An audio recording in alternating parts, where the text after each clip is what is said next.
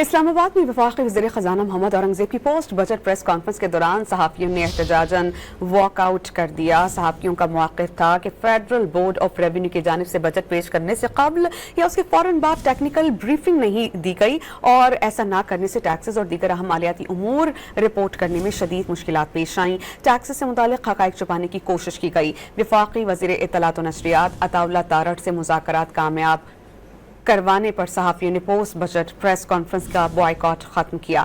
اپنی press conference کے اختتام پر وزیر خزانہ نے اس معاملے پر معذرت بھی کی۔